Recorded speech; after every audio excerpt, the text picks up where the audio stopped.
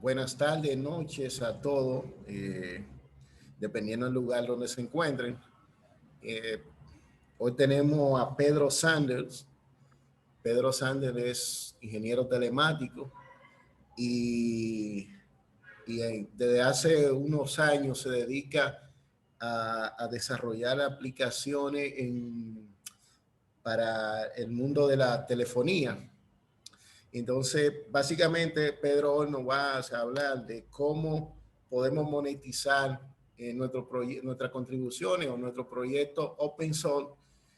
Eh, entonces, en este evento organizado por la comunidad Java Dominicano, de la mano con la Escuela de Ciencia de la Computación y Telecomunicaciones de la Pucamaima, Carlos Camacho, su director. Entonces, bienvenidos a todos, Sander.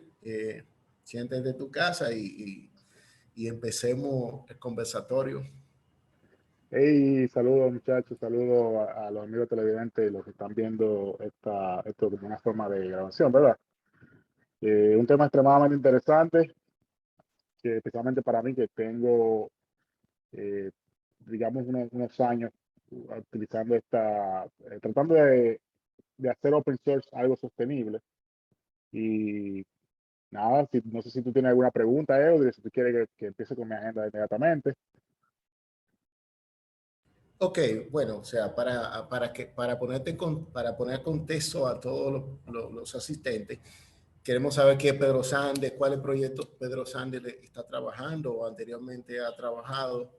Entonces, luego de ahí tú empiezas con tu agenda. Sí, por supuesto. Ok. Bueno, para empezar, mi nombre es Pedro Sanders. Como Edward mencionó hace unos minutos, yo soy ingeniero telemático, egresado de la Pucamaima en el 2006. Tengo, para poder pues, contarles un poquito más ¿verdad? De mi trayectoria, soy de la ciudad de Puerto Plata, para aquellos ¿verdad? Que están familiarizados con la República Dominicana. Soy oriundo de la ciudad de Puerto Plata, nacido y criado ahí. Tuve la oportunidad de estudiar en la Pontificia Universidad Católica Madre y Maestra, graduado en el 2006. Y pues bien, mi trayectoria en el mundo del open source viene desde aquel entonces, o más bien mi influencia, ¿verdad? Viene desde aquel entonces. Duré unos años trabajando en la industria de las telecomunicaciones. De ahí viene mi influencia hasta el día de hoy en todas las cosas que yo trabajo. Y tuve, cuando me mudé a los Estados Unidos en el 2010, tuve la oportunidad de trabajar en la Armada de los Estados Unidos por un total de 10 años. Y con eso tuve la oportunidad de participar en la guerra de Afganistán en el 2012, en la guerra de Irak en el 2020. Y eh, quizá mucho de la influencia mía en el tema de liderazgo pues viene naturalmente de ese periodo de mi vida profesional en la que fui enlistado militar. Bueno, entonces, hablando de open source, mi influencia, como mencioné ahorita, viene desde hace todos los años del mundo, ¿verdad? Estamos hablando de 2001, ¿verdad? Hace muchos años de esto. Pero mi influencia en el mundo del open source empezó como el consumidor del open source, podríamos decir. Por ahí hablábamos de que en 2001 más o menos ya estábamos empezando a usar Linux. Yo sé si tú recuerdas, pero estábamos probando, experimentando con diferentes distribuciones, Red Hat, SUSE, ya venía Ubuntu subiendo, Mandrake. Un poquito de historia eso. Sí. Pero la influencia viene desde aquel entonces. Te iba a decir algo. No sé, o sea, cuando yo creo que te conocí más o menos 2003 y en eso era, tú andabas con tu CD de Slacks, que era un Linux pequeño que creo que era 50 megas y era un live CD. Entonces, en esa época ya Sander, yo estaba comenzando con Linux, ya Sander tenía un camino recorrido en esa época. Exacto, pero como te dije, es un asunto de que por ahí empezaba la influencia.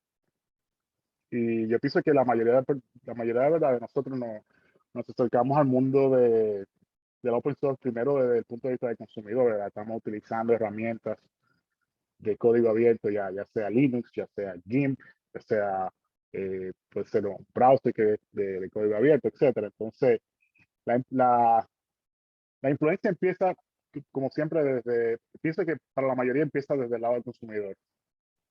Entonces, para continuar con la agenda, lo primero que me gustaría es introducirle algunas de las cosas en las que yo he estado trabajando en los últimos años. Eh, Hay dos proyectos en particular en los cuales yo trabajo activamente, o hago contribuciones activamente.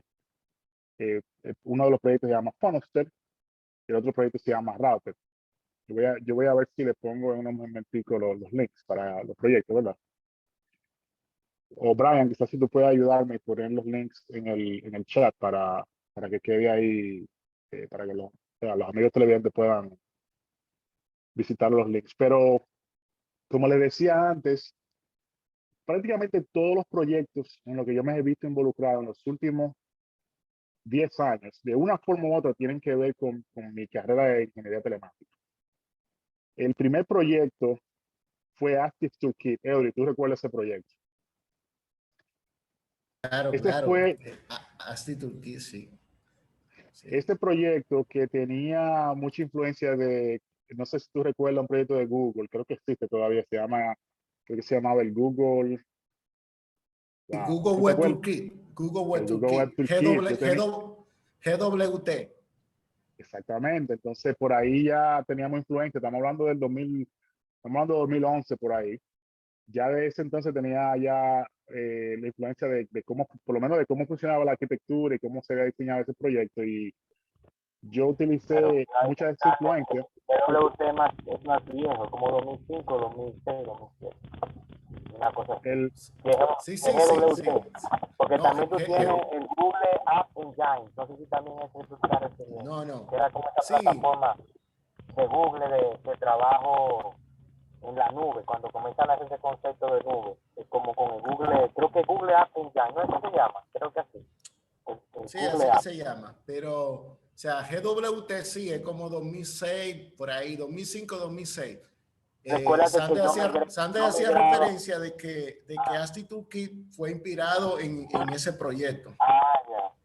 Bien, sí. está bien. Sí, te digo, me refiero más que nada desde el punto de vista de la arquitectura y cómo se desplegaban las aplicaciones, pero no tenía nada que ver con el desarrollo web. Era un framework que pretendía facilitar la creación de aplicaciones de tipo IBR montadas sobre el servidor Asterisk. Entonces, como te dije, es un asunto de influencia de arquitectura, pero desde ese entonces, eso fue lo que marcó ese momento en el que yo me convertí de utilizar código abierto a yo empezar a crear mis propios proyectos, ¿verdad?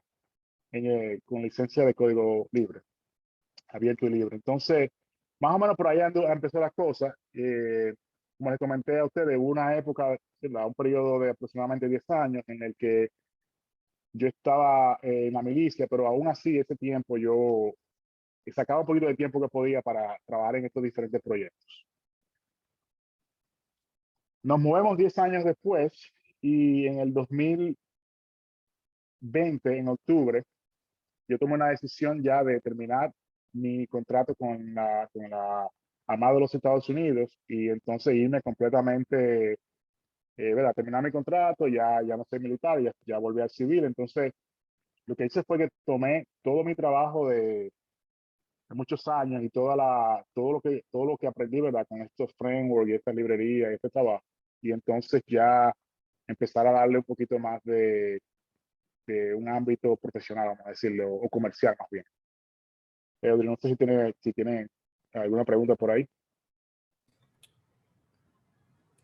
Ok, sí. Bien, entonces, no sé cuál es tu agenda, pero a mí me gustaría que diferenciáramos qué son por ejemplo, si tú quisieras hablar de lo que son los tipos de licencia y luego hacer una comparación de la diferencia entre cuando es open source a nivel de comunidad y lo que es open source cuando es comercial. Sí, por supuesto. Claro, claro. So, quizá el tema aquí que pudiéramos clasificarlo básicamente, prácticamente entre dos categorías, ¿verdad? Habrá otras, pero en esencia de los separamos entre COSS o Commercial Open Source, o tú tienes simplemente Open Source, ¿verdad? Entonces, a lo que Eudri hace una alusión es que hay proyectos que son community driven, en donde todo la comunidad se encarga prácticamente de sobrellevar el proyecto, ¿verdad? Desde el panel que dirige el proyecto hasta cómo se toman todas las decisiones, qué features se van a implementar, toda la comunidad está involucrada 100% en ese proceso. Eso lo podemos comparar en comparación con el commercial open source, que no es necesariamente algo nuevo, pero sí es algo que se está viendo un poquito más en los últimos, yo diría en los últimos 36 a 48 meses.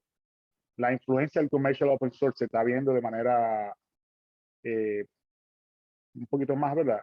Y la diferencia entre eso y el community driven es que tiene una organización, tú tienes, digamos, tienes una empresa, tienes una marca detrás de ese software, y todo desde el punto de vista de prácticamente todas las decisiones que se toman hasta cómo se entrega el proyecto, ¿verdad? Cómo está organizado el panel de, de todos los features que se van a poner en los release, etcétera. Todo eso, hay una organización detrás de eso, y por lo regular es una organización bien fundada, ya sea por Venture Capital o puede ser Bootstrap también, pero hay una organización comercial detrás del proyecto. Esa es la diferencia entre OSS y COSS.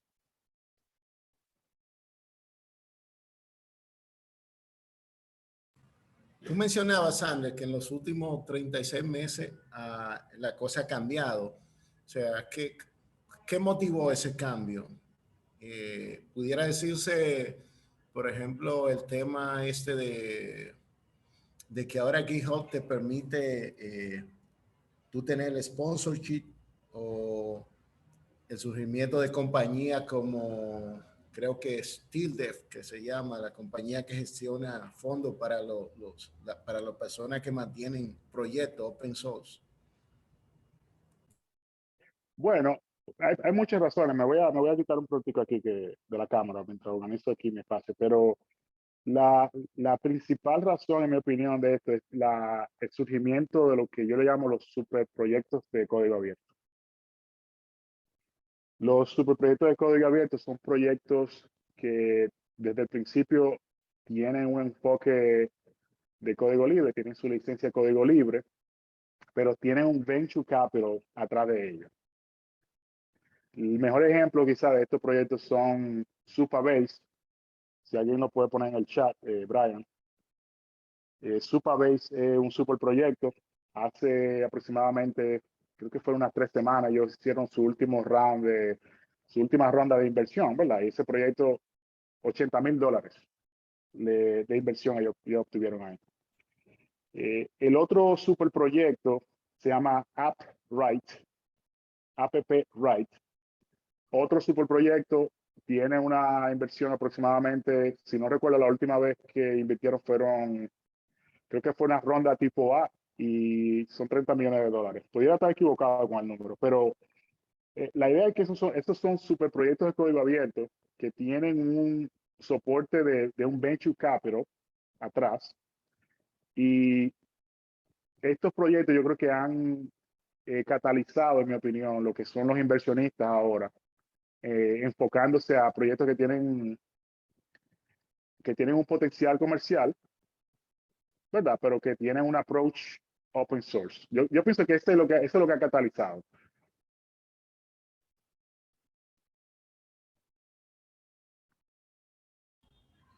Ok, excelente. Entonces, o sea, estamos hablando de superproyectos, pero imagínate que tenemos proyectos pequeños o medianos, ¿cómo podemos monetizar ese tipo de proyectos? Y creo que por ahí es que tú vas a desarrollar tu tema. Sí, sí, claro, claro. Entonces, fíjate que el hecho de que tú tengas eso fui yo que, eso fui yo que le puse el nombre de superproyecto, ¿verdad? Pero el hecho de que tú tengas, de que sea un superproyecto, no necesariamente es lo que dice si es commercial open source o no, sino que tú tienes una organización comercial detrás del proyecto. Y esa organización comercial es la que toma las decisiones, como mencioné hace unos minutos. Tú puedes tener una empresa más pequeña, como es el caso de Fonosted. Todavía yo no puedo decir que tengo venture capital. Sin embargo, todas las cosas que yo hago, yo las manejo como una empresa. Fonosted es una corporación aquí organizada en el estado de California. Esto tiene ¿verdad? Tiene su número de seguro social, aunque se llama diferente para una empresa. O sea, está organizado totalmente como una empresa. Pero, como tú mencionas, ¿verdad? Y por ahí más o menos que vamos a empezar a desarrollar la conversación. Eso no es necesariamente un requisito, sino esa es mi respuesta, ¿verdad? A por qué el comercio open source se está moviendo de la forma que se está moviendo. Entonces, ¿cómo empezamos? Esa es la pregunta. Si tú tienes una idea, ¿cómo tú empiezas?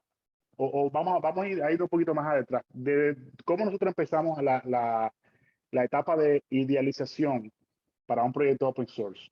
Esa es la forma como a mí me gusta empezar todo el tema de monetización. Entonces, si vamos a hablar del tema de idealización de un proyecto open source, hay dos cosas que a mí me gusta, o dos, podríamos llamarle técnicas, para tú poder idealizar un proyecto open source. Tú no sabes por dónde empezar, tú quieres ver cómo tú vas a dar el primer paso. Entonces, la primera forma, y es la forma que yo he utilizado a través de los años y la que recomiendo además, es la de tú resolver un problema que tú tienes. O sea, tú en tu día a día de trabajo, tú has identificado algo que se puede hacer mejor, algo que tú entiendes que se puede hacer de una forma más eficiente, algo que la empresa para la que tú trabajas se ha convertido en un dolor de cabeza. Pero en resumen, es un problema que tú tienes. Y entonces a raíz de ese problema tú dices, ven acá, pero yo podría, resolver esto con código. Yo podría hacer un proyecto que resuelva este problema. Entonces por ahí empieza, vamos a decir, la semilla o la etapa de idealización del proyecto. Hay otra forma un poquito más elaborada. Esto es algo que yo he utilizado también. En inglés se llama thinking hole, ¿verdad? Estamos buscando ideas. Entonces, si no tengo una idea de un problema que quiero resolver yo mismo, lo que yo hago es que me voy a las redes sociales y empiezo a ver los pain points de productos que ya existen. Eso sí se entiende la idea. Entonces, tú puedes ir a Reddit, tú vas y mira ¿cómo se llama? Las historias en Reddit, te metes a los chats, y entonces tú vas buscando y vas escaneando cosas que la gente se queja, ¿verdad? La gente dice, vea, pero este producto no tiene tal feature, o es tan difícil crear un reporte con X y Y producto. Entonces, de forma sistemática, tú empiezas a tomar notas sobre ese problema y empiezas, de hecho, si te quieres ir un poquito más, ¿verdad? Más profundo, tomas estas notas, las tabuliza y las puedes usar más adelante. Vamos a hablar de mercadeo más adelante en la conversación, pero tú puedes utilizar eso como parte del lenguaje de, cuando llega a la etapa de mercadeo de ventas. Thinking Hall se llama esa técnica. Y como dije, la idea es buscar pain points en la red. Independientemente de cuál de esas técnicas tú utilices, pudieran haber otras más, ¿verdad? Hacer un estudio de mercado también funciona, pero al final del día, la idea de cómo tú buscar una idea debe centrarse en una de dos cosas, en uno de dos principios. tú o estás resolviendo un dolor, un pain point, o tú estás trayendo, digamos, una satisfacción o un placer a tu target audience, a quien tú le estás trayendo esa idea que tú estás desarrollando, ¿verdad? Entonces, quizá una analogía funcionaría un poquito mejor aquí. Si tú quieres, ¿verdad? Como traer una satisfacción, entonces tú puedes usar el ice cream como una analogía, ¿verdad? El ice cream no es algo que tú necesitas, sino que es algo que te da como placer. ¿Sí me entiendes? Pero por el otro lado, tú tienes los problemas de dolor. Entonces, si, como te dije, si tú estás en una empresa trabajando ¿verdad? Para la persona con la que tú estás trabajando ahora mismo, y tú identificas que hay un problema que ocurre de manera frecuente, pero que también ocurre es verdad, la intensidad del dolor es alta, entonces empiezas a enfocarte en ese problema, ¿verdad? En ese tema, y de ahí tú puedes extraer la idea. Estamos todavía, no hemos hablado de open source todavía, no sé si me va siguiendo. Eso no tiene nada que ver esto no tiene nada que ver con open source para nada. Esto es, en general, cómo tú te enfocas en problemas para tú poder crear productos. Y funciona para open source como funciona para cualquier otro, ¿verdad? Closed source, sí. Si esta es la ruta por donde te va. El segundo paso, luego que tú tienes tu idea, yo diría que es la etapa de validación de lo que tú tienes, del producto que tú tienes en mente. Y de eso, me gustaría comentarle a ustedes que esto fue un error que yo cometí, Eudri, Héctor y ¿verdad? Los demás. Y se los comento para ver si quizá le puedo ahorrar el camino a uno con el otro. Cuando tú tienes una idea, yo entiendo que es un error tú empezar a tirar código de una vez. Y la razón es la siguiente. La razón es que si tú empiezas a tirar código, empiezas a programar y a desarrollar tu proyecto y todo eso, tú no sabes si lo que tú tienes se va a vender. O sea, tú no tienes idea de si el problema que tú te has propuesto solucionar, si tiene un alcance comercial. O sea, eso no lo sabemos todavía. Entonces, yo pienso que, y lo digo porque es un error que lo cometí varias veces a través de los años. O sea, fácilmente yo podía ver un problema, identificarlo, decir, voy a empezar a solucionar este problema. Y cuando viene a ver, te pasan 3 meses, 4 meses, 5 meses, te pasa un año, 2 años, y tú estás programando, tratando de verdad de solucionar el problema, y al final tú dices, ya terminé, voy a lanzar. Y entonces cuando tú lanzas el proyecto, pues resulta que nadie lo usa. Crickets, decimos aquí. Entonces, la etapa de validación, si vas a seguir, ¿verdad? Si quieres buscar monetización, tienes que validar la idea. Y mientras más temprano validas la idea, pues vas a invertir menos tiempo y menos dinero en esa idea. Entonces, ¿cómo validamos la idea? Esa sería quizá la próxima pregunta. La forma como yo conozco validar la idea involucra un intercambio de valor. ¿Me explico? Tienes una idea, ya determinamos cuál es el problema, determinamos cuál es el pain point del usuario final, ¿verdad? Tenemos una idea de cómo vamos a de cómo lo vamos a abarcar el tema, de cómo lo vamos a solucionar de forma técnica. Pero en lugar de tú desarrollar la visión que tú tienes de cómo solucionar el problema, vas a hacer algo más pequeño, algo que se llama un Minimal Value Proposition, o MVP. La versión más básica, más fundamental que resuelve el problema. Esa versión que tú vas a hacer del proyecto no tiene todos los bells and ring, no se va a conectar con todas las diferentes bases de datos, no se va a conectar no va a tener todos los mecanismos de notificación que tú quieres que tenga, no va a tener todos los niveles de abstracción, porque lo que queremos es validar la idea. Queremos ver si vamos a tener un intercambio de valor. Entonces, como dije, cuando tú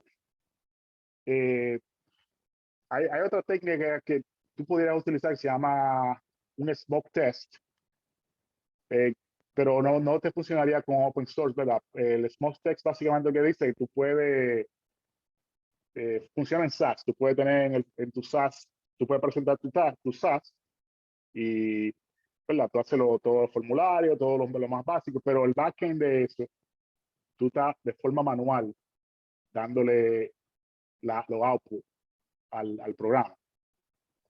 Pero si tú quieres, tú puedes hacer un smoke test, si tú quieres validar la idea, ¿verdad? Y luego tú le das, haces tu proyecto de código abierto. Pero la idea es que al final del día tú necesitas saber si va a haber un intercambio de valor antes de tú desarrollar la versión completa de tu visión. Dime, Edri, si nos vamos. Sí, prototipo. Alguien dice prototipo por aquí, por el canal. Sí, o sea, agregando a eso a lo que mencionaba, o sea, independientemente de que tú tengas la visión de monetizar o no, lo que decía Sander, de que algunas veces uno dura 2 años tirando código y al final nadie usa los proyectos, o sea, ustedes, eso es una realidad. Ustedes se pueden dar cuenta en GitHub la cantidad de proyectos abandonados que hay.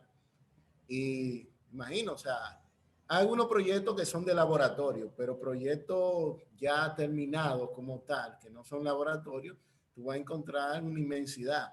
Y es por eso, o sea, uno cree que uno está tirando el mejor código, que la idea de uno le va a gustar a todo el mundo y al final nadie, o sea, posiblemente también tiene que ver, algunas veces son asuntos muy de nicho y eso también influye.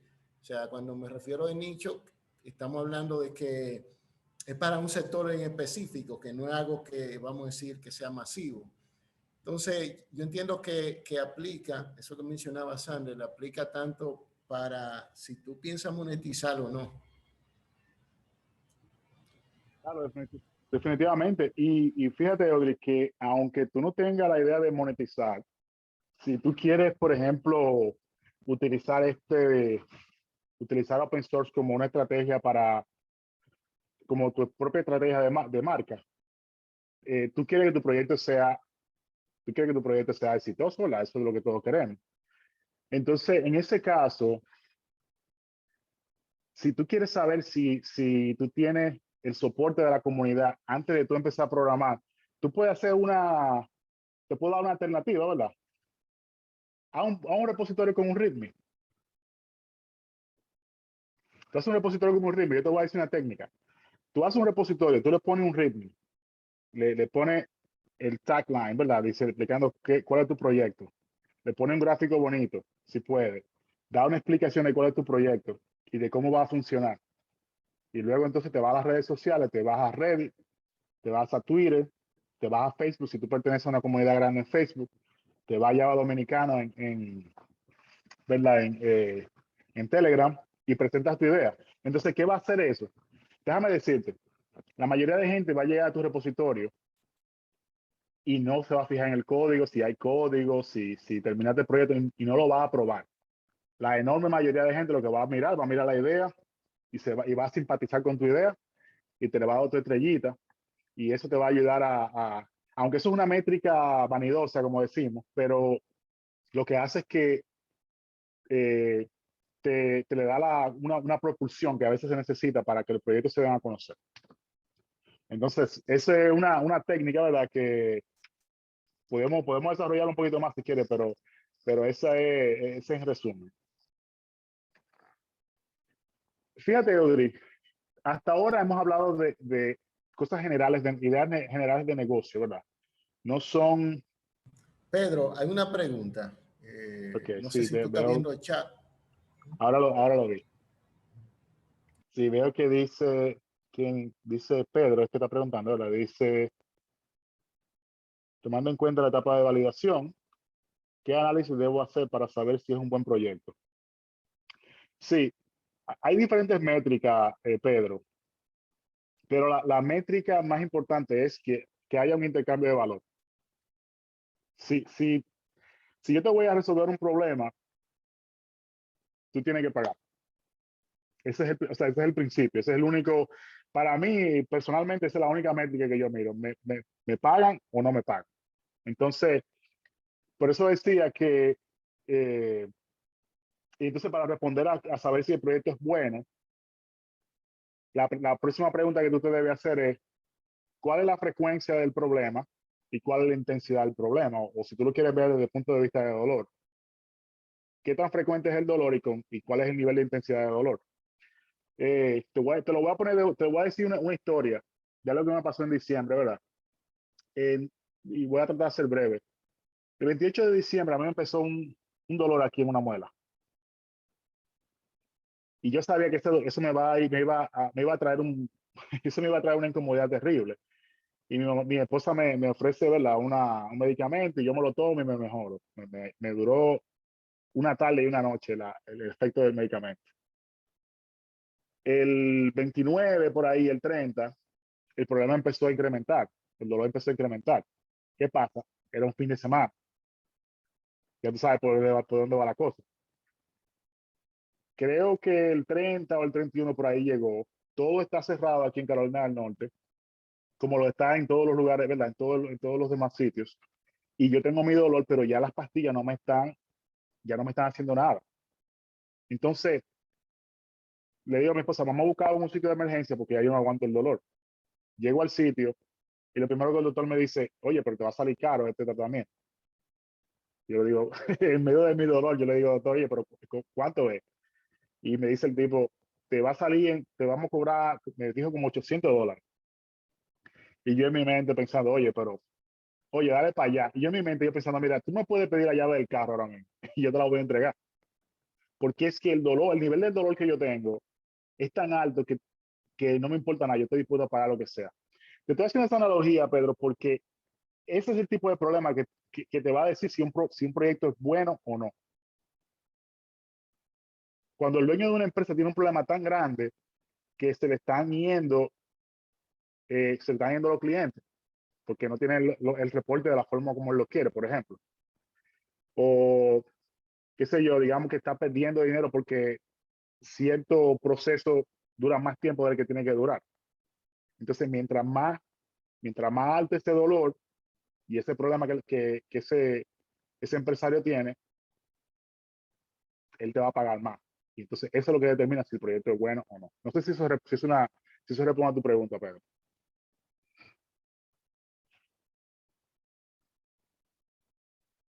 Es que podemos seguir desarrollando esa parte del tema, pero como te decía ahorita, lo que hemos mencionado hasta ahora no tiene nada que ver con open source. Esto es principio en general de negocio y de ¿verdad? Emprendedor en general. Ahora bien, el open source sí que tiene algunas diferencias, ¿verdad? A cuando tú desarrollas lo mismo que hablamos ahora, pero tiene algunas características que lo hacen un poquito más challenging, ¿verdad? Lo hacen un poquito más, lo convierten en un reto. Y es el hecho de que cuando nosotros desarrollamos aplicaciones open source, el intercambio de valor a veces se hace un poquito difícil. ¿Por qué? Porque tú desarrollas tu proyecto, tú lo pones en tu página web, lo pones en tu repositorio de GitHub. Entonces, ¿qué ocurre? Los usuarios llegan a tu repositorio, lo descargan, lo usan, porque para eso tú lo pusiste open source, ¿no? Y entonces no hay ningún intercambio de valor.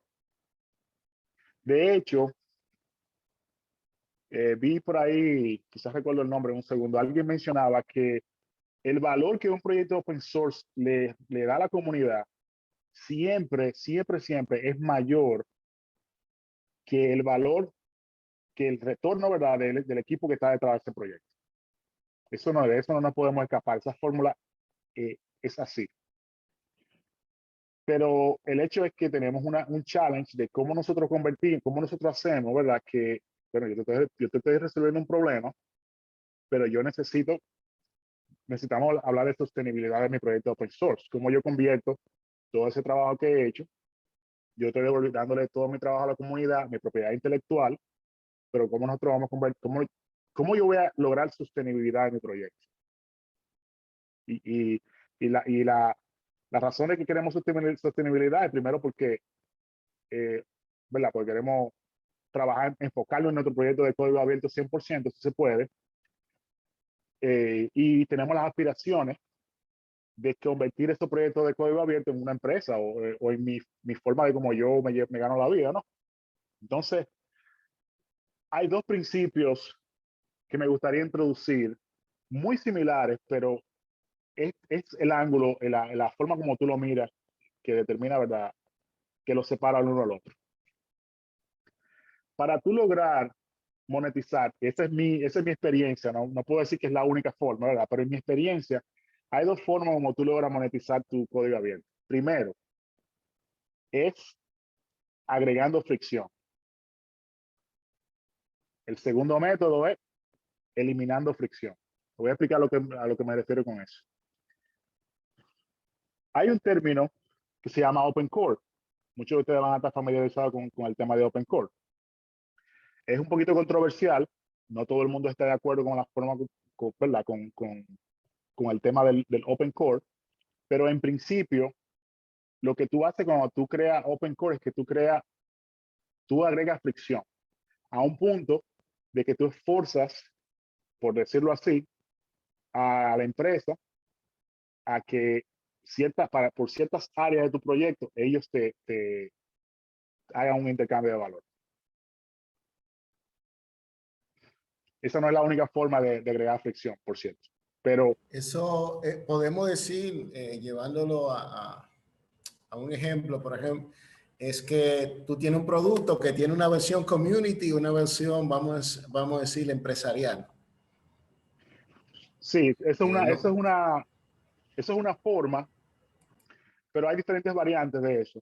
Yo te puedo dar otro ejemplo. Graal VM es uno de los ejemplos que me llega a la mente. Por ejemplo, Graal VM, si tú vas a Graal VM, que es una máquina virtual poliglota, o la máquina virtual poliglota de Oracle, lo que ellos hacen es que ellos te dan, en la versión comercial, ellos te dan velocidad.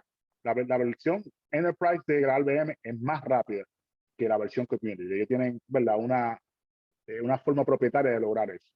Eso es una forma de Open Core. Pero normalmente la forma como yo veo Open Core implementado, Edri, es yo te doy la base de lo que resuelve el problema. Yo te lo doy, tú lo puedes cargar, lo puedes bajar, lo puedes instalar, etcétera. Pero hay ciertos módulos que típicamente resuelven problemas comerciales y ese módulo tiene una licencia diferente. Entonces, lo que tú haces con eso es que tú agregas fricción para que las empresas, ellos tienen la opción, ellos pueden desarrollar ese módulo ellos mismos, pero las empresas no tienen tiempo para estar desarrollando cosas, mi gente, muchas veces, ¿verdad? Lo que están buscando es resolver el problema. Entonces, ¿qué hacen? Que le pagan por la licencia para tener ese módulo adicional y ya tienen la solución completa. Personalmente, yo no estoy en contra del Open Core, pero al mismo tiempo, por lo regular, yo no hago Open Core, porque hay un balance muy delicado entre cómo tú manejas la comunidad y a veces lo que ocurre es que tú, hay una palabra quizá me llega para eso, pero tú como que estás, como que abaratas el proyecto.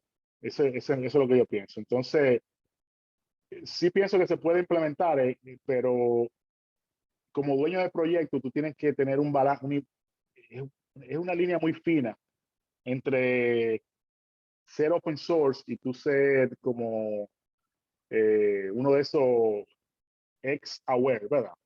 Freeware o otro formato de entrega de software. Bueno, voy al otro formato de quitar fricción. Es prácticamente lo mismo, pero un poquito diferente. Cuando tú quitas fricción de un producto, y ese es el approach que a mí me gusta usar, yo te voy a poner en la mano una forma más fácil de tú tener acceso al resultado que tú quieres. Eso es lo que yo hago en Phonoster. Me explico. En Phonoster tú puedes ir al sitio web de Phonoster, tú puedes ir al repositorio. Yo voy a hacer lo mejor que yo pueda para darte, yo te voy a dar todo el código, yo te voy a dar toda la documentación que tú necesitas, yo te voy a dar El entrenamiento, siempre y cuando no sea yo que tenga que darte el entrenamiento. Yo te voy a dar todas las herramientas de éxito a través de Fonostet. Y porque todavía va a haber fricción, porque el proyecto es difícil de tú desplegar. Yo te voy a ofrecer una versión as a service de lo mismo. Y te lo voy a vender y lo voy a promocionar de la misma forma. ¿Me explico? Si tú quieres, tú puedes coger la lucha de instalar el proyecto, aprender todo, o tú puedes ir al sitio web, pedir una cuenta y tú puedes empezar a trabajar el mismo día sin tener que instalar y hacer todo el DevOps, ni preocuparte cómo va. O sea, es el mismo modelo de un SaaS, 100%. Entonces tu proyecto va, y esto es algo que esa es mi experiencia. La comunidad te va a seguir apoyando, a tú seguir implementando, pero mi intercambio de valor no depende de que yo tenga una contribución o de que yo tenga un sponsorship o nada por el estilo. Yo me voy directo. El intercambio de valor yo te doy, te reduzco Sander, la hay una fricción. pregunta. Claro, No adelante. s- Ok, yo solo quería preguntar si, o sea, me pareció un buen ejemplo de esto, es Jitsi. Porque Jitsi tú puedes implementar todos los Sí, un servidores que buen te dé la ejemplo. gana, pero Jitsi tiene un servicio empresarial e incluso servicio gratis, que es muy parecido a lo que tú mencionas. Y además quería mencionar otro modelo, a ver qué me podrías hablar de él, que es un modelo en el que hay un open source client y un closed source server. Entonces el servidor nunca lo abren, como es Telegram, pero los clientes del servicio sí son open source. Entonces te dan un API, te dan un abierto el cliente y el servidor no. ¿Qué te opinabas sobre esa otra técnica? Y para mencionar Jitsi, ya eso era. Sí, para los que no están familiarizados con Jitsi, Jitsi es el equivalente de, podría decirse que como si fuera el Google Meet o el Zoom a donde nosotros estamos. Es una plataforma de videoconferencia que tú puedes desplegar tú mismo en tu propio servidor. Entonces, Jitsi es muy buen ejemplo. Jitsi te da todo lo que tú necesitas para el éxito, para tú tener, si tú quieres desplegar tecnología de conferencia, tú puedes desplegarlo tú mismo. Y como menciona Cloud, no te cansé de coger el nombre, Cloud. Entonces ellos, Oscar Rodríguez. Oscar, un placer, Oscar. Ellos lo que hacen es que te dan una versión y te elimina la fricción. Entonces, ¿cuál es el beneficio de eso? Bueno, el beneficio es que tú no tienes que perder tiempo. O sea, tú vas, obtienes el valor, tú haces un intercambio de valor y luego ya después que tú sales al mercado con tu producto basado en Jitsi, o es un ejemplo, tú te puedes tomar un tiempo y entonces tú puedes desplegar Jitsi en tu propia infraestructura. Esa es la ventaja de ese modelo. Respecto a lo que mencionas del modelo cliente open source y, y servidor cerrado, honestamente, yo no categorizaría eso como un modelo open source. Porque el problema es que tú no puedes correr el sistema con el cliente nada más. O sea, si te entiendo correctamente, todo lo que hace correr el servicio está cerrado, ¿verdad? Corriendo en un SaaS. Sí, así es. Entonces, yo no le veo, para mí, para categorizarlo como open source, tiene que tener, ¿verdad? Tiene que cumplir con los Que requerimientos sea de deployable open source. completo, No necesariamente completo, porque como te decía, pero un tenemos producto mínimo viable. claro, tú tienes que tener la posibilidad, 100%, tú tienes que tener la posibilidad de resolver problemas, porque si tú no puedes resolver problemas, si tú no te puedes, ¿verdad? En buen dominicano, si decimos, si yo no puedo resolver problemas por mí mismo, entonces yo no lo categorizaría como open source, por lo menos yo en mi opinión. Audrey, yo estoy casi listo ya para Sí, sí. entrar Sí, a una etapa. seguimos por aquí. Fíjate, Puedes continuar con tu agenda. por supuesto. Mira, yo estoy llegando ya a la parte donde podemos entrar a preguntas y respuestas, si las hay. Me gustaría resumir o hablar un poquito de COSS. Ese tag lo vas a ver mucho en línea, ¿verdad? Commercial Open Source, vamos a ponerlo aquí, COSS. pongan atención a ese tag.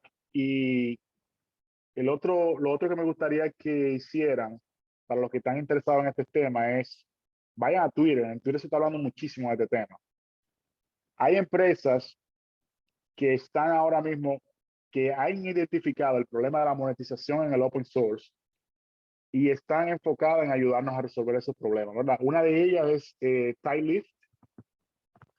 Tylift es un proyecto que tiene varios años ya en lanzamiento. Está funcionando. Yo no sé cuándo, pero la empresa que le acaban de hacer una inversión de 30, creo que fueron $30 millones, vi por ahí esta mañana. Entonces, eso significa que ellos ahora están en serie C, significa que ellos están llegando a las métricas para resolver el problema. Tylift, el enfoque que ellos le dan al problema de open source es seguridad. Ellos lo que hacen es, ellos están buscando maintainers de código abierto popular ya, y ellos le están pagando a los maintainers para asegurarse que la seguridad del proyecto esté siempre al día. Ese es el enfoque que, vamos a ver, vamos a escribirlo por aquí. Entonces, me equivoqué, Tylift. Pudiera estar equivocando el spelling de eso, pero la otra empresa que está, como dije, hay varias empresas. De hecho, fácilmente tú en un día tú puedes encontrar 6, 7 empresas en Twitter nuevas que están tratando de resolver problemas, pero Avigel es una empresa de origen hindú, que está haciendo algo muy similar, que está tratando de darle un enfoque o un apoyo al open source, pero el enfoque de ellos es un poquito diferente, porque el enfoque de ellos es más como, ¿cómo sería la palabra? Como gamified, no sé cómo diríamos esta palabra, pero es como si fuera un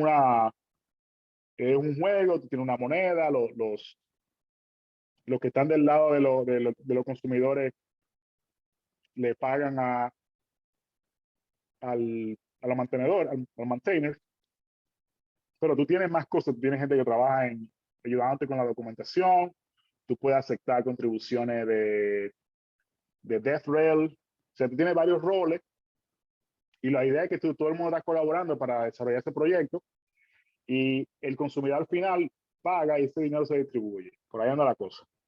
Entonces, hay muchas empresas que están buscando desarrollar que están buscando solucionar el problema de la gente que está trabajando en open source, pero no está produciendo ningún dinero. Entonces, lo dejaba con eso ahí. Eudri, yo básicamente en eso quería enfocar mi tema del día de hoy, pero si hay preguntas, quedamos aquí pendientes.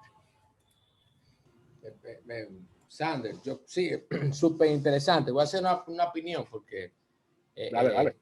Al igual que tú, yo empecé hace mucho tiempo un proyecto cuando, así con ese sueño del open source, no sé si te acuerdas, Eudri, de Opalo, ¿te acuerdas de eso? O Sandy. Y eso Sí, cuando sí. no existía Claro. GitHub, o sea, estamos hablando de que toda la parte, la comunidad completa de open source se trabajaba era en SourceForge. No sé si se recuerdan de Ay, SourceForge. mi Todavía está madre, por ahí. sí. Y Existe era todavía. que te daba los control de versiones de Subversion gratuito. Un poquito de historia en ese sentido. A ver si puedo prender la cámara. A ver si no salgo como un loco. Ahí está. Entonces, bueno, yo voy en la misma línea que tú porque yo al final, como digo, me rendí en el open source, pero no es porque no creo en él, es más porque hay que dedicarle mucho tiempo y hay que tener un plan para involucrar, yo entiendo, a la comunidad, que plataformas ahora como GitHub que permiten de una manera fácil que la comunidad aporte. Recuerden que es una debilidad que teníamos en el Subversion, que había que pasar los patch y luego se arregló con, o sea, Git o Mercurial, cuando estaban en ese momento peleando, permitían hacer los famosos los pull requests, ¿verdad? Que si lo que llamamos nosotros los pull requests es lo que te permite en ese tema. Pero yo diría que, porque tú das un punto y la gente se equivoca, open source no tiene nada que ver con dinero. y no tiene nada que ver con dinero, un asunto de cuáles son los derechos que tiene un usuario con ese software. Y claramente sobre ese tema que está ahí de ese producto, tú tienes tu tiempo. Y como yo siempre le he dicho a todo el mundo, tu tiempo vale dinero y no podemos regalar nuestro tiempo. Entonces, yo siempre creo que los proyectos, que hay ahora mismo la grande empresa, para un asunto de dar algún tipo de confianza a nosotros los desarrolladores, ya se están yendo al open source, porque imagínate, tú estás trabajando con una tecnología que tú estás invirtiendo millones de dólares en recursos y que tú no sabes si mañana esa gente lo va a cerrar, lo va a parar, va a dejar de producir. Entonces, eso da un miedo. Entonces, por eso que tú ves que la mayoría de los frameworks potentes simplemente son open source ya en ese sentido y tienen una dinámica abierta en esa parte. Entonces, cuando tú vienes ya a los productos, y yo digo que esa es la relación ganar-ganar, es que tú tienes un producto que funciona, como tú bien dijiste, ¿cómo yo encuentro ese producto? Eso es lo complicado, porque ahí es donde estamos consiguiendo realmente la gallina de los huevos de oro o el nicho de mercado. Y como tú dices, pueden hacer hasta de un simple problema que tú tienes, y para ti puede ser algo trivial o importante, y tú simplemente lo desarrollas y tú te vas a dar cuenta que hay 10,000 gente, porque le dan a la estrellita, que utilizan tu cosa. Entonces, al final yo entiendo el open source, tú tienes la comunidad que te va a ayudar entonces por ese beneficio que tiene la persona en utilizar ese producto que funciona, lo invita a contribuir y tú te estás ganando nuevos features sin tener muchas veces que pagar esas horas. Por simplemente la persona necesita un feature nuevo, puede programarlo, pone su ticket, hace su pull request y tú vienes, lo evalúas o la gente de tu equipo y lo agrega. Bien. Entonces, por eso yo creo que los proyectos open source que son lo más abiertos posible, o sea, quiere decir que no tienen funcionalidad escondida, la persona lo puede implementar de una manera rápida, están pensados para subir, por ejemplo, en Docker Compose, tiene su gel, o sea, toda la forma fácil para que una persona lo pueda aprovechar, yo creo que siempre sale mejor parado. Y como tú haces, una cosa es el producto, el fuente, y otra cosa es la empresa, Pedro Sande o la empresa Forrester, en tu caso, que al final lo que va a pasar es que una de esas personas en algún momento dice, óyeme, yo necesito eso, háblate con Pedro y vamos a ver cuánto es, ahí es donde viene la empresa. Y entonces hace consultoría o hace implementaciones basadas en eso porque ustedes son los expertos. Entonces yo creo que esa es como la dinámica que yo entiendo que funciona en ese sentido. Yo quiero algo, mi experiencia de día a día, lo complejo es implementar. Es ahí donde está la caja de Pandora de muchísimo software. Y más cuando tú estás hablando de gestión, porque simplemente ahí donde tú ves todos los problemas y todas las cositas. Y cuando ya tú hiciste un contrato o tú estás trabajando con alguien que tú viste que hay un problema y tú tienes que resolverlo, bueno, pues eso se van a convertir en nuevos features y nueva mejora en ese sentido. Ese más o menos era como mi comentario, opinión sobre el tema interesante. Tú haces, tú eres como la memoria, a mí tú eres como una memoria que me hace falta, Carlos, ¿sí? Con unos cuantos puntos bastante interesantes. Hay una empresa que yo puse aquí en el chat, a manera de referencia, que habla más o menos, hace algo que Carlos menciona, y es que a pesar de que ellos son una empresa ellos tienen un buen vaqueo, wow, qué palabra, vaqueo, ellos tienen un buen soporte de venture capital detrás de ellos. Sin embargo, son tantas las posibles ramificaciones, los posibles plugins que se pueden conectar de Airbyte, ¿verdad?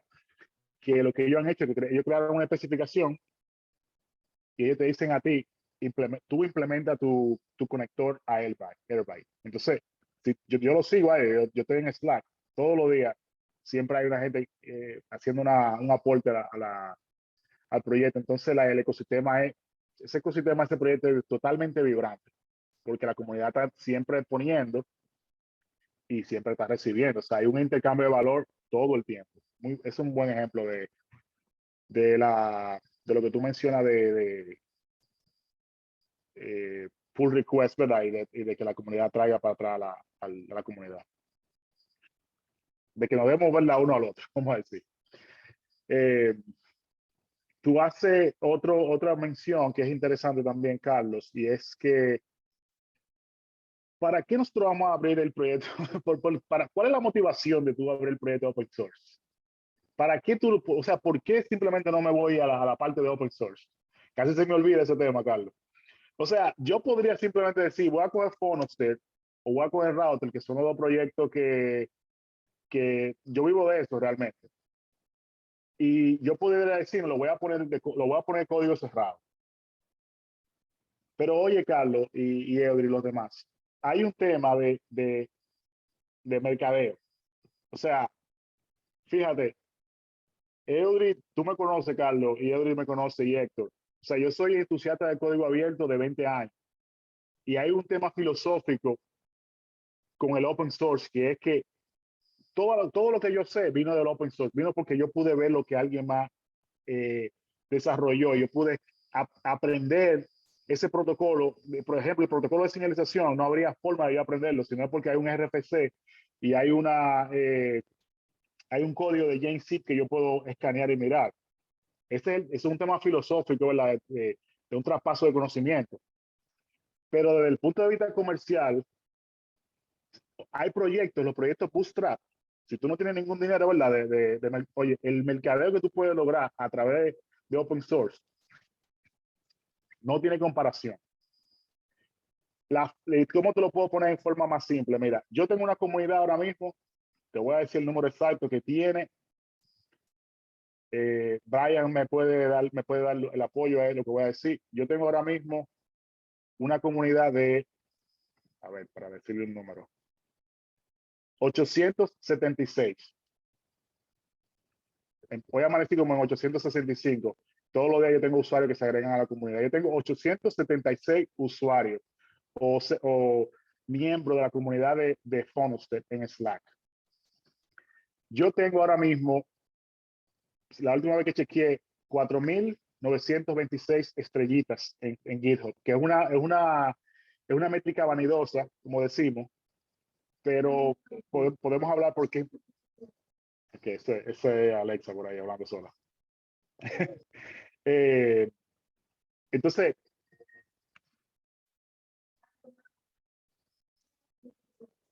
oye, escúchame, mi gente. Entonces, la forma como nosotros logramos eso es porque, oye, la gente va a simpatizar con el problema que está solucionando.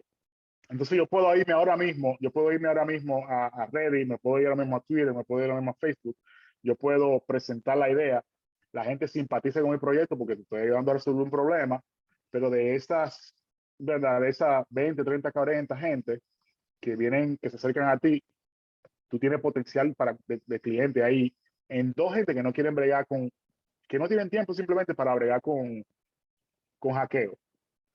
Entonces, si vamos a hablar de motivaciones y la motivación de filosófica no es suficiente y tú quieres verla desde el punto de vista comercial, es perfectamente válido utilizar open source como una plataforma como tu plataforma de venta para la sostenibilidad del proyecto también. ¿Estamos listos para preguntas, Edwin? Vamos arriba. No, o sea, haciendo un aporte a lo que comentaste tú y también Camacho. O sea, actualmente la mayoría de personas o empresas o vamos a suponer que entre un 75 y un 80% de la gente que hacen open source que es para empresas es para empresas realmente. Por ejemplo, yo he visto vacantes que te dicen, mira, tú vas a trabajar conmigo, pero 50% de tu hora tú la puedes hacer trabajando en un proyecto que yo tengo con otras empresas para mi cliente y un 50% lo puede hacer aporte a mi repositorio de GitHub. O sea, contribuciones resolviendo issues a repositorio de GitHub. Conozco gente también que, por ejemplo, trabajan para Red Hat y hacen sus aportes a proyectos como Camel, que son orquestadores, y también, por ejemplo, el mismo Quarkus, que, o sea, la gente de Red Hat vive, o sea, ellos hacen open source, pero eso es parte de sus responsabilidades. Hay algunos que no tienen que exigírselo y van a seguir haciendo open source, pero hay muchos que esos son parte de sus responsabilidades. Entonces, o sea, llénanos por ahí, Sander. Tú entiendes que se puede un desarrollador que decida hacer open source solamente va a recibir los ingresos necesarios para mantenerse o debe hacerlo como un hobby y tener su trabajo fijo. O sea, ¿cuál es la... Y además de eso, Clau tiene una pregunta. Clau, después de la mía, te vamos para que Sander responda la tuya. Yo te iba a decir al principio, Edric, que no hay regla aquí. Yo soy un libro abierto, me pueden preguntar cualquier cosa y yo no tengo realmente nada que esconder. Mira, no sé si este link se va, no sé si te lo van a poder abrir este link. Déjame ver. El link de sponsor. Yo estoy pasándole el link de sponsor mío de Fonosted. Brian, ayúdame ahí, pon el link de sponsorship de Fonosted para que los muchachos lo vean. Oye, la respuesta rápida a tu pregunta es que sí que se puede. Yo tengo los últimos 20 meses, desde la fecha que yo salí del Army hasta el sol de hoy, yo estoy trabajando exclusivamente con código abierto. Yo no he, todos los ingresos míos vienen directamente de un solo cliente, para ponértelo de la forma más simple. Y ahora ha habido ocasiones en las que yo he tenido en promedio, más de una vez, 10 o 12 mil dólares de ingresos estrictamente de mi trabajo de código abierto. Entonces, la respuesta es, sí se puede. Tú puedes trabajar 100% de código abierto. Lo sé porque yo lo he hecho por los últimos 20 meses. Sin embargo, dos observaciones. Primero, tú no te sientas como que te está faltando, como que si tú no eres un open source full time, como que tú te estás perdiendo de algo. Porque la verdad es que es una cantidad de trabajo enorme. Y si eso no encaja con tu formato, ¿verdad? Con el nivel de estabilidad que tú buscas, tú no tienes que sentirte presionado a que te quieres ir por esta vía difícil ¿verdad? De irte 100% open source. Entonces, si primero no se como que te estás perdiendo de algo, pero lo segundo es que si tú decides que esa es la vía por la que tú te quieres ir, tú no tienes que hacer un salto de la noche a la mañana. De hecho, yo no les recomiendo a nadie que haga un salto de la noche a la mañana a open source. Siguen los pasos que yo te di. Tú mismo ¿verdad? Busca algo que te funcione a ti para tú introducir, para tú empezar a producir proyectos y que haber un intercambio de valor. Y ya cuando tú tengas todas tus bases cubiertas, entonces te vas full open source. ¿Tú me entiendes? De hecho, para aliviarle la carga, yo le dije a Brian el otro día, oye Brian, yo estoy pensando buscar un trabajo de DevRel por ahí, porque la cosa se está poniendo difícil. Y no hay ningún problema de tú hacer un saldo de atrás para adelante, de atrás para adelante. O sea, no debe haber vergüenza en eso. Estamos aquí para buscar dinero. Entonces, sí te digo, se puede, 100%, pero es muy difícil. Hay mucho trabajo que hacer.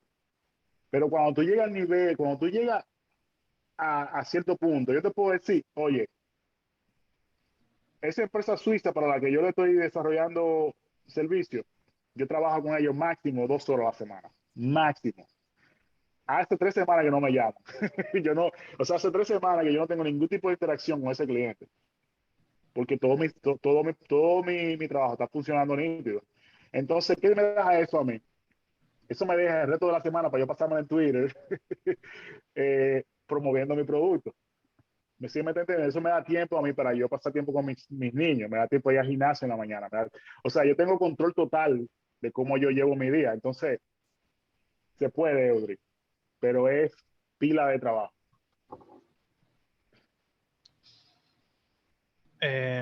Lo que yo iba a añadir, si me escuchan, Claro, dale. Sí, te escuchamos. Era justo con la pregunta que le estaba haciendo, hubo un ejemplo que me vino a la cabeza, que es que hay muchos otros modos siempre. Este ejemplo en específico es de blockchain, hay 2 o 3 enemigos de blockchain por ahí, pero ya sabrán ellos, que es una compañía que se llama Dash, es una criptomoneda. El punto es que Dash tiene un dashboard y el dashboard tiene un montón de los issues que ellos tienen. Y los issues al lado tienen un precio. Y tú vas, lo ves, le tira un admin, yo quiero ese, va a GitHub, lo arregla, publica, manda que esa es tu cuenta que tú publicaste, te pagan. Issue por issue. $1,000, $2,000, $100, $300, $400. Y tú estás haciendo open source, estás usando tu tiempo como tú quieres, estás recibiendo dinero. Y ese no es el único proyecto que hace eso. Son muchos proyectos que hay.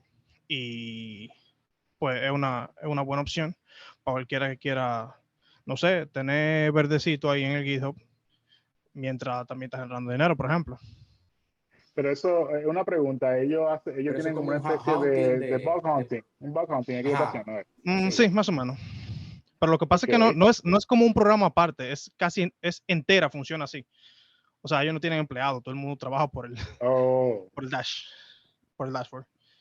O sea que yo no había visto eso. Sería bueno que pusiéramos el link Incluso para los mismos explorarlo eso. admins, o sea, las mismas personas que son empleados, entre comillas, fijos, tienen que ellos mismos decir, yo voy a separar este task para mí. No sé si me va a entender. Ok. No, te entendemos. Lo que ellos Pon están el link por haciendo, aquí, Oscar, claro. es que ellos pagan. Sí, eso sería bueno Sí, que lo sí. pongan. Ellos pagan, la propia empresa paga para que se hagan issue. ¿Verdad que sí? Lo paga. Sí, es un modelo. Porque recuérdate que lo que tú buscas del open source es ese flujo de programadores.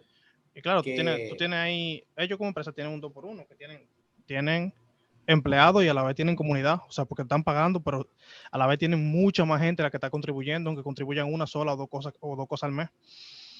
Y somos personas involucradas con una sola claro, cosa, dando más visiones del mismo problema. yo al final lo veo así. Esto es un ganar-ganar. O sea, porque te digo, tú tienes lo siguiente, tú tienes un proyecto que que tú tienes una super idea y como hace Pedro, vamos a tirar open source, pero Pedro tiene su plan de negocio con su proyecto. ¿Tú ves? Que tú puedas agarrar Forester, instalarlo, implementarlo también. ¿Tú ves? ¿Y qué va a pasar? Que ahí va a venir una gente y va a decir, mira Pedro, yo agregué este nuevo request, perdón, este nuevo requerimiento.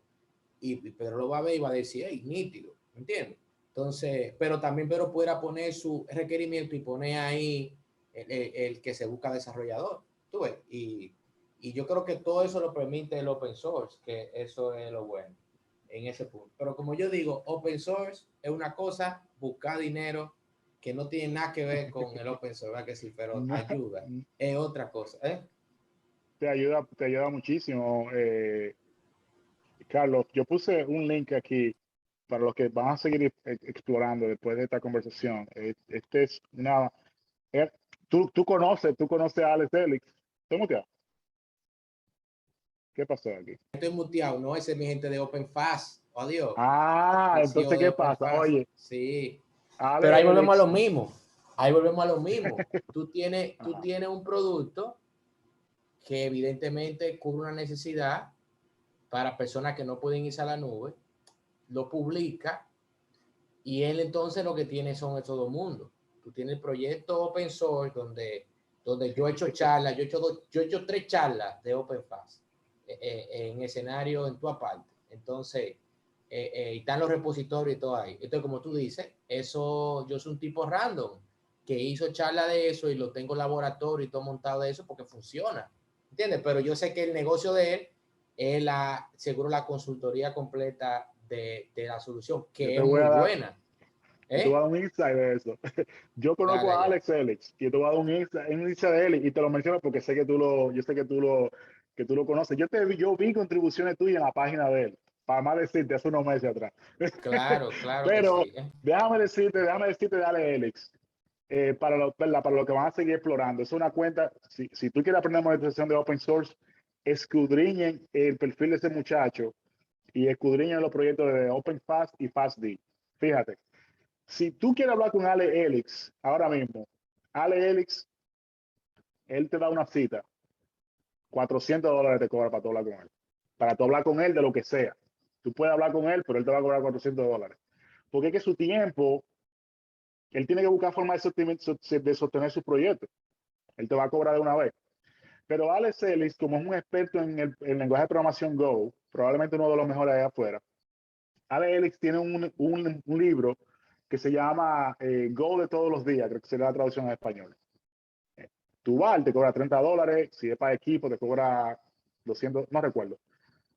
Y Alex Ellis te saca 400, te saca $40,000 al año de ese libro. Alex Ellis tiene un libro que se llama Fast Dead, que vuelvo al tema de ahorita de eliminar fricción. Yo pagué $200 por un libro de Fast Dead, que eso es lo que costaba en su época, porque yo quería probar OpenFast, quería una forma rápida de probar OpenFast. Él te da Fast Dead, que es una versión más pequeña, ¿verdad?, de OpenFast. Y yo no tenía tiempo de que para ponerme a instalar ni nada. Yo quería saber cómo se hacía la vaina rápido, no tenía tiempo. Entonces yo fui, le pagué $200 y ahí se ganó Ale Elix $200 sin, ¿verdad? Tranquilo. Con Ale Elix, que yo tengo una comunidad, tenemos una comunidad indie ¿verdad? De open source, monetizando open source. Ale Elix con OpenFast fácilmente te cobra $100,000. De ahí te cobra $100,000 por él hacerte una consultoría a una empresa grande de hecho él me dijo que está haciendo una consultoría a una empresa de telecomunicaciones. Él te factura $100,000, $200,000 de ahí sin mancar. Y la mayor parte del tiempo tú ves que él está en Twitter haciendo varitas de madera y te la vende también. Y te vende poloche y te vende todo. O sea, el tipo está aprovechando el soporte, él le está dando a la comunidad, pero él necesita sostener su proyecto. Te estoy diciendo eso, Carlos, porque tenemos miedo a veces, o sea, tenemos como que queremos hacer open source, pero como que no queremos cobrar porque sentimos como que nos sentimos mal. Yo nunca, No, pues, óyeme, hay que quitar eso. No, lo digo de una vez. dale. Nosotros no somos ONG. Eso tenemos que estar claro. Todo el mundo lo sabe porque yo se lo digo. Nosotros cobramos porque nosotros somos profesionales y el profesional no hace su trabajo gratis porque no se puede. No se puede. Entonces usted su tiempo, su expertise, con todo eso usted le pone valor. Entonces, no, por eso cuando yo diga, cuando yo quiero decir que el open source no tiene nada de dinero porque el open source tú puedes o regalarlo o cobrar los $100,000 que hace Alex Ellis. O sea, y él está en su derecho. O sea, eso es. Entonces, yo a todo el mundo siempre le digo, no, los proyectos en nosotros, y creo que a veces, por lo menos aquí en nuestro país, que a veces hay como, tú sabes que a veces dicen el muchacho de tecnología. ¿Ustedes han escuchado eso? Mucho, va que si el muchacho de tecnología se debe muchísimo a eso, a que nosotros, y hablo de manera genérica, no nos damos el lugar de lo que es un profesional. El profesional cobra dinero y cobra por su tiempo. Usted me llama a mi celular y usted me va a hacer un tema de trabajo, eso tiene un precio, pero cuando yo llamo a un plomero, no poder integrarlo o a un ebanista, yo sé que por simplemente de llamarlo y él atenderme, ya yo tengo que pagarlo. Entonces, es lo mismo. Ajá, míralo ahí, Rafael, de cómputo. Eso se debe a que nosotros relajamos nuestra propia profesión y no puede ser así. O sea, y yo estoy de acuerdo. O sea, eso es lo bonito del open source, que tú tienes un proyecto open source y tú sobre ese proyecto tú tienes un esquema completo de negocio basado en eso.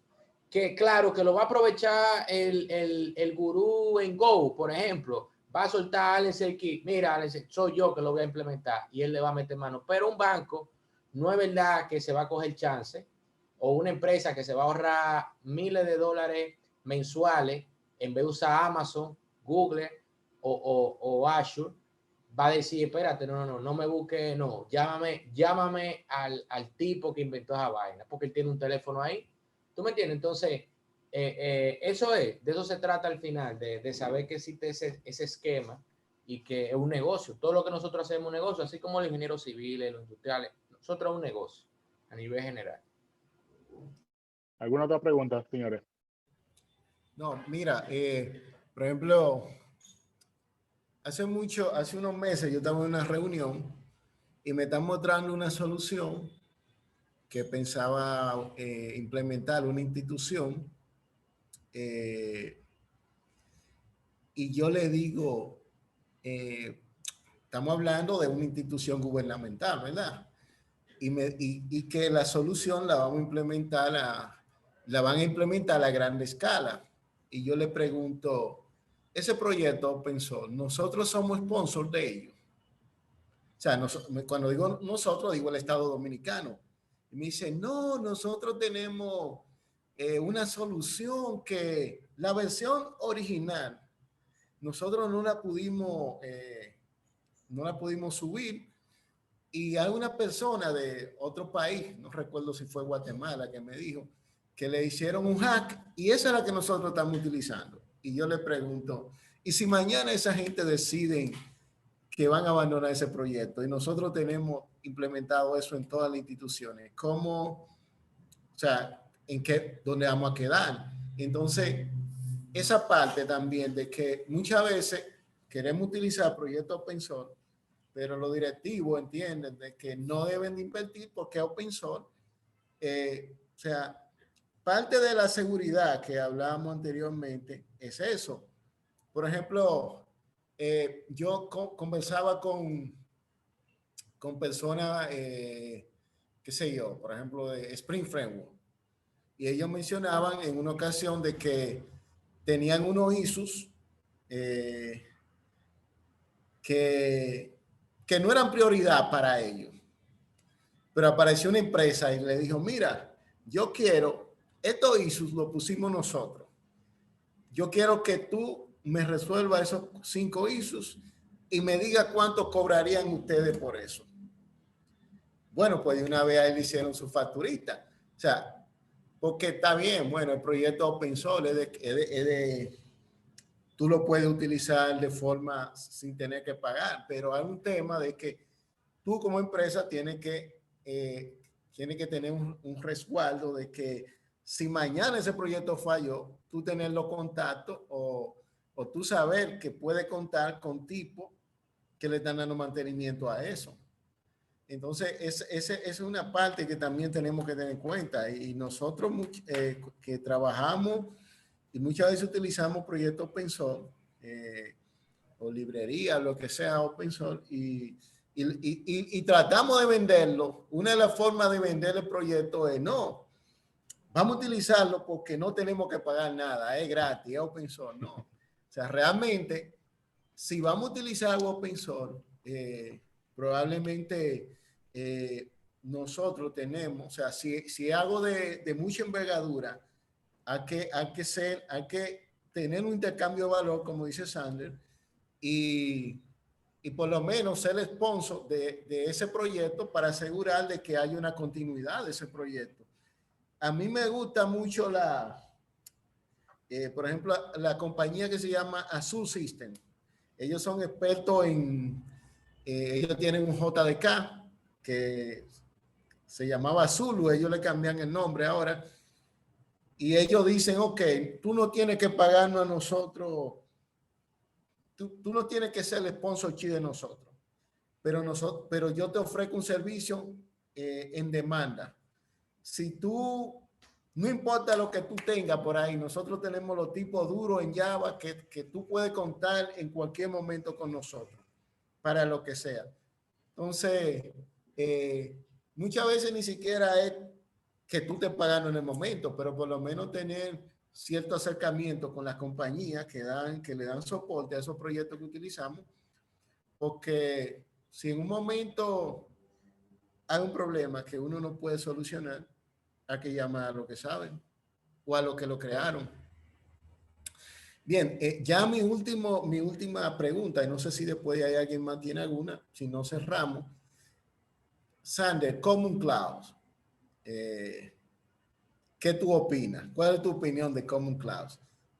Y poniendo en contexto, no sé si todos conocen a lo que me refiero, Common Clouds comenzó como con Redis, el proyecto, la base de datos Redis. Ellos dijeron, ok, mira, nosotros hay muchísimas compañías que se están haciendo de dinero con Redis y nosotros no estamos recibiendo nada. Y ellos lo que le pusieron una cláusula común donde ellos dicen que si tú vas a utilizar Reddit para generar como riqueza, tú debes de pagarle a ellos también por eso. ¿Qué tú opinas? No Es sé una si... pregunta bucapié. Es una pregunta bucapié, pero te voy a decir mi punto de vista de eso. Fíjate, Odri, esa pregunta es más común de lo que mucha gente se imagina, especialmente en el mundo de la inversión, ¿verdad? Yo he tenido oportunidad aquí de hablar con una docena de inversionistas aquí, originales de aquí de Estados Unidos y algunos de Israel también.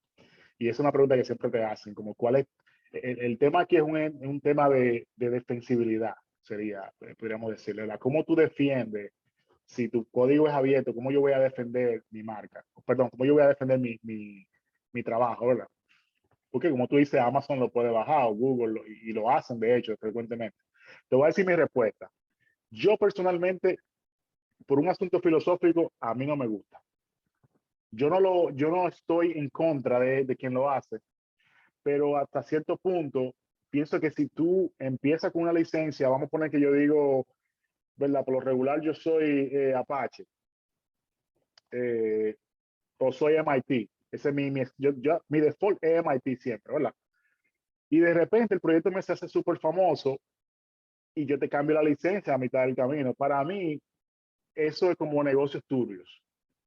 Vuelvo y te digo, yo no estoy en contra de aquellos que lo hacen, ¿verdad? No estoy diciendo que eso es algo, como dueño del proyecto, tú eres responsable de la sostenibilidad de tu proyecto, pero personalmente, cambiarte la licencia a mitad del camino, después que tú me diste el apoyo, como que son un poquito de negocios turbios. Entonces, si tu estrategia de defensibilidad de tu producto es la licencia, tú estás en problema. Esa es mi opinión. Vuelvo y te digo. Entonces, ¿cuál es la alternativa a eso? Mi alternativa, que a mí me gusta, yo me enfoco en la marca. Por eso Fonostel tiene su logo. Por eso cuando tú me ves a mí publicando, Fonostel tiene su banner bonito verde. Y yo pago por eso, para que una gente me ayude con lo, no es que tengo mucho dinero, ¿verdad? Pero lo poco que puedo invertir para que la marca de Fonostel para que no haya confusión de quién está atrás de esa marca, de ese trabajo, perdón, que es Fonostel. No me gusta. Esa sería la palabra como, ¿verdad? El resumen, que pienso que Pero hay una tú no línea muy fina estás, ahí. tú no estás lejos de esa, yo no estoy lejos de ti, porque lo que yo creo es que ahí lo que falló fue el esquema de negocio, tal, o se perdieron en el camino, porque es lo mismo que estamos hablando. ¿Cuál debe tal vez el enfoque de esos tipos de productos? Conseguir esos contratos o conseguir esos temas de iguala para que para una gente sea atractivo tener ese soporte. Porque vuelvo y te digo, una empresa que sus operaciones, mire, yo te iba a comentar ahorita, Eury, pero va ligado a lo mismo. O sea, lo que tú decías de la licencia, de la gente porque es gratis, lo otro, yo te puedo decir algo. Y si hay estudiantes míos aquí, yo siempre lo he dicho, no podemos ser chapuceros con eso. Nosotros si tenemos que comprar una herramienta, una librería o algo, se compra, porque lo que tú tienes que analizar es qué me voy a ahorrar, qué estoy pagando y si me hace sentido en el tiempo. Acuérdense que una librería que me va a quitar horas de trabajo tiene un valor importante porque son horas que va a dedicar los programadores en cosas importantes. O sea, y como yo le digo, nosotros estamos haciendo un proyecto que al final estamos de alguna manera, si estamos viendo ya el cara al cliente, para que sea un cliente final, nosotros estamos haciéndole un trabajo a una persona que está pagando por eso. Entonces eso es parte del presupuesto. Eso es como tu IDE, eso es como tu laptop, eso es como todo lo que tú necesitas para hacer ese trabajo. Eso es parte de tu presupuesto y eso no debe de haber problema.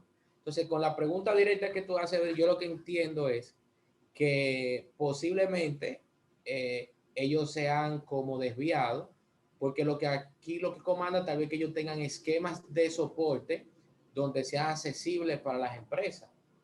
Y las empresas que tengan evidentemente ese tipo de infraestructura, de software en su infraestructura, no es verdad que se van a arriesgar a no tener un experto, porque acuérdate que la empresa lo que están es hacer dinero. Y si ellos están usando un Redis, ellos lo que quieren es que eso funcione nítido. Entonces, Y al final yo entiendo que así como que se debe de ver más o menos en parte los proyectos. Entonces yo estoy como con Sander, esos cambios de licencia por el camino, lo que venden como una mala imagen, y entiendo que es que no están como organizando bien cómo debe de ir el producto. Tú ves, cómo no debe ir el producto. Y al final lo que tú tienes que comenzar a ganar esos contratos para tú tener una cartera de clientes grandes y seguir manteniendo el proyecto. Y como estamos hablando, si tú eres open source, entonces tú lo que tienes que tener un plan bien claro de cómo la gente contribuye, cuáles son los features que a ti te interesaría hacer. Entonces, un roadmap, tú tienes tus ingenieros, pero tú tienes también gente que de la comunidad que lo va tomando. O sea, yo entiendo que es el ganar-ganar de la comunidad. Si para ti entonces no hay ningún sentido o no va a poner la participación a la comunidad, entonces cierra el código. Si al final tú lo tienes, tú no le vas a dar participación a la comunidad. Es más o menos mi opinión. No, no, o sea, yo también voy en esa línea. Al final creo que ellos terminaron cambiando a una licencia de la Fundación Apache. Pero ya en eso se habían montado varias compañías más cuando Redis salió con eso. No sé si alguien más tiene alguna pregunta. Ya tenemos hora y media conversando. Entonces, básicamente ese era el tiempo que teníamos pautado para este conversatorio. Agradecer a Sander su participación, que haya sacado su tiempo para compartir con la comunidad Java Dominicana.